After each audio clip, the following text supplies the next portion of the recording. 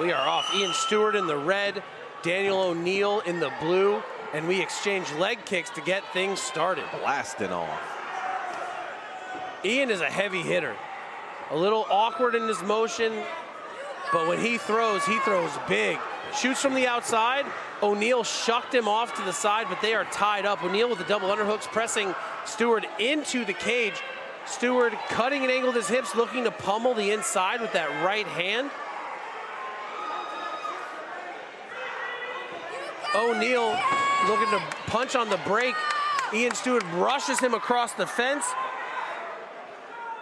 He'd be smart to get better head position here. Use the forehead to push, not the back of the head to hold. O'Neill working his way off the fence, but Ian having no part of it, forcing him back around. Blocking the hips with that crossover hook. Working his head into better position. O'Neill trying to bully his way out of the back. Steward with that B-team far side hip toss. Or Tayatoshi. Dropped him on his head. Right on his head. I mean, the cage kind of forced it. But here we have Steward with the deep underhook and hand control. O'Neill breaking that hand control. Looking to pop him a few times to distract him. Pummel his own underhook. Steward blocking that inside, looking for the single, changing the level, sucking the leg up.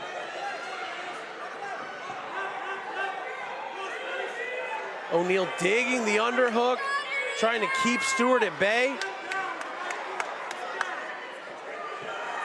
Steward going for that far side trip, and he gets it. Strong top position here. O'Neill with the foot trapped. Steward has double over. He can press the face down and look to make some posture to break those grips. As we see him doing right now. We got 45 seconds left in the first here. Took a lot of work to get to this point. Steward's doing a good job of working smart so as to not lose it.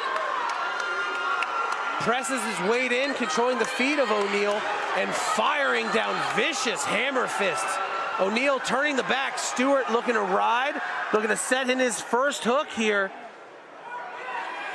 Punching O'Neill for the annoyance of not letting him.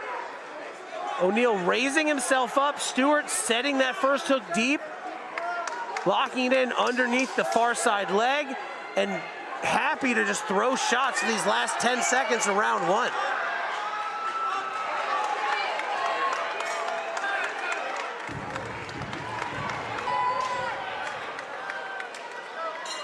Round number 2 underway of our main event. This fight brought to you by Paramount Pawn and Jewelry. Both guys hit each other at the same time. O'Neill catching the leg of Steward and goes for the guillotine. Steward has the leg of his own, gets his way back up to his feet. O'Neill pressuring him into the cage, looking to strike on the break. Steward firing a big kick into a shot, turns the corner on it, puts O'Neill right back in the fence. Steward with the deep underhook on the hip. O'Neill cutting his angle, getting his butt out. Steward wide open here. He should be firing knees into the belly.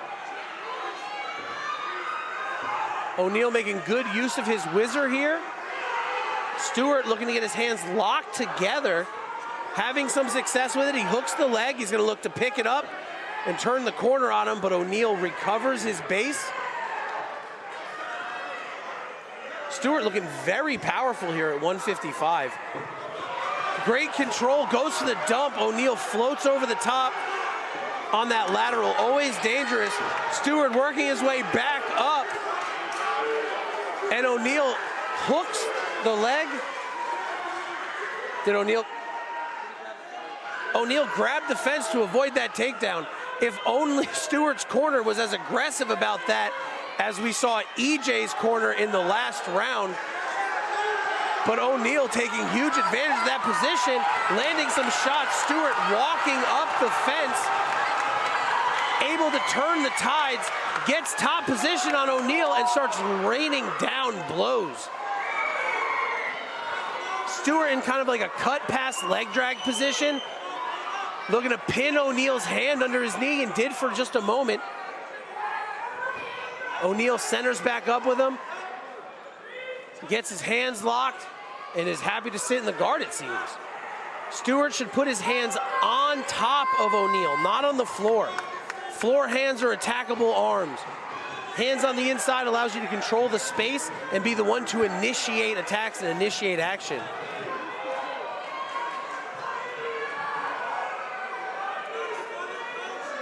Steward being very aware of his hand placement so as to not poke anybody, looking to frame off and rain down fire upon O'Neal.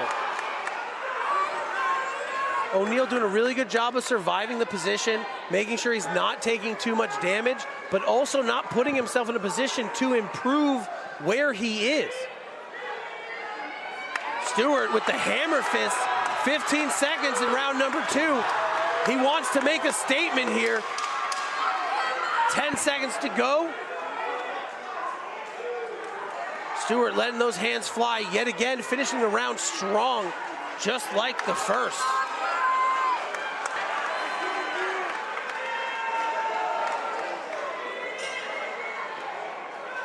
You know, every time I see guys hug going in the last round, I wonder if someone's just going to lock the body lock and just suplex them. It's not classy, but it would work. Ian, eyes open, good read on that kick. Catches, sweeps, puts a huge right hand at O'Neal. Checks his jaw, snaps his head back, leads right into the body lock with a massive takedown dump by Ian Steward. Here we are early in the round, 2.5 minutes to go. Ian is on top, framing the face, keeping it heavy, chopping down with these hammer fists. Ian wants to get that left hand on the inside so he can start to make space and attack with both sides. O'Neal very diligent about his safety here, controlling the posture of Steward. Steward can get his hands underneath the jaw of O'Neal, stretch the head up. That will force the arms to elongate, where he can then explode, making posture and rain down some more fire upon him.